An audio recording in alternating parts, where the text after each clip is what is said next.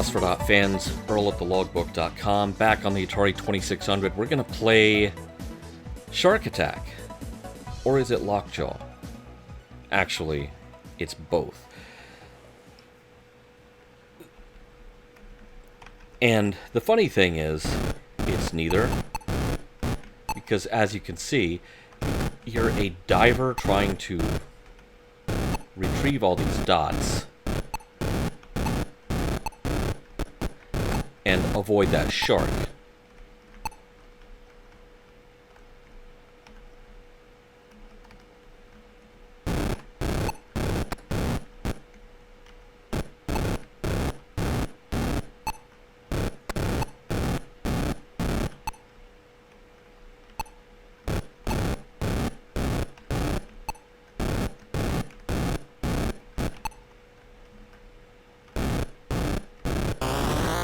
Yep.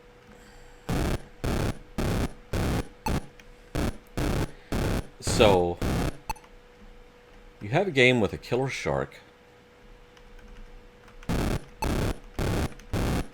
and the game is basically at its heart Pac-Man by another name. Try to imagine all the ways that the makers of this game could get sued. Obviously, you need to get back to your boat.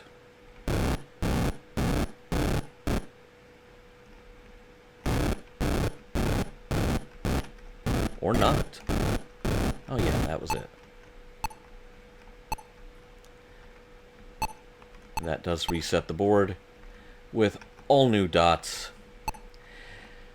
This was a very early entry from Games by Apollo, which was an outfit based out of Texas that was kind of the epitome of the jump on the bandwagon element of third-party Atari 2600 publishers.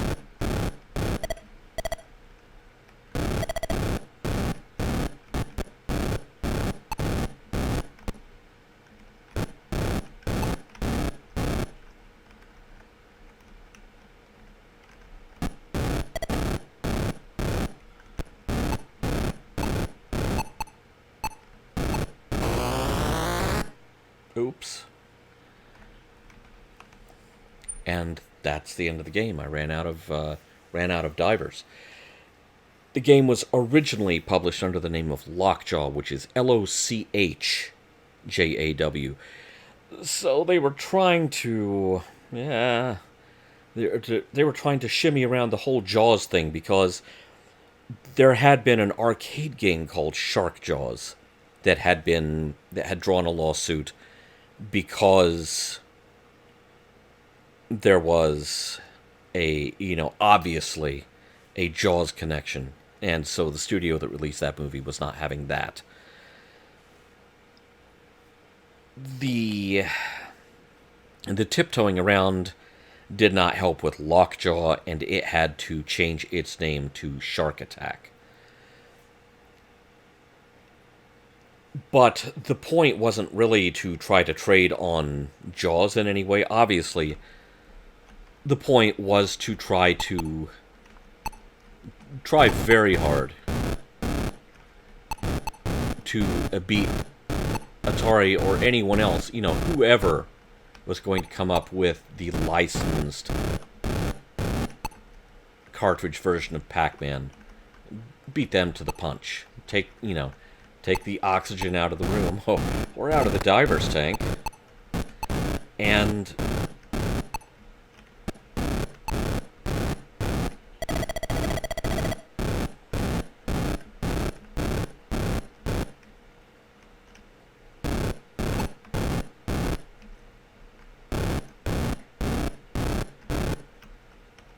capture that market share before an official Pac-Man game with all of the marketing that would probably come with that name. It really closed that window of opportunity to do Pac-Man by another name. The problem is, in case you can't tell, this is an awful attempt to do that. It's not a great game. If you look closely at the graphics, watch the diver, and you'll notice that the collision detect is really weird because there's kind of this zone around the diver that moves with the diver and makes it, you can't see it, but it makes it impossible to get through some of these passages. It makes it very difficult to control. It makes it super persnickety to get it around the maze. It's just not good from any angle. You know, the whole name game that it was playing with, oh, it's not Pac-Man, it's a Jaws game. Oh, no, it's not a Jaws game, lawyer. It's something else completely, but there's still a shark in it. That was not going to work in its favor and was not going to save it.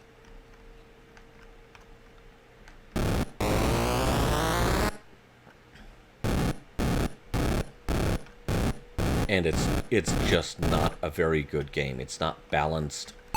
The controls don't handle well. Yeah, you see, seems like I should be able to get into that center part of the maze or get out of it, and I can't because there is this invisible zone around the diver that I can't see, but it factors into the collision detection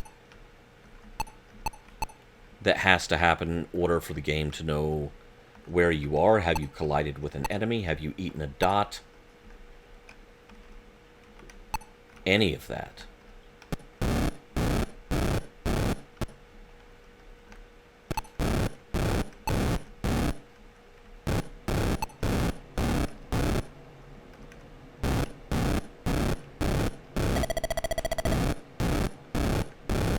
Wow, 50 whole points. Oh, Speedy Shark.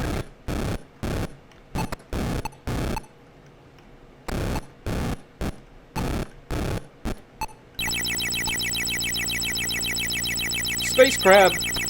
Sea crab! Go away, crab! Looked like a space crab. Or an octopus, maybe. What is it? It's very noisy, whatever it is. And very deadly. So there you have it. Shark Attack, Lochjaw, whatever you want to call it. This wasn't a great early entry for Games by Apollo. Games by Apollo had already had kind of a very shaky entry into the 2600 third-party market because they did a game called Skeet Shoot that had some of the worst graphics that ever appeared in a game on the 2600. And did not have compelling gameplay to make up for that, because graphics aren't everything, it's about the game. Skeet Shoot had neither on its side, and really, neither did this game.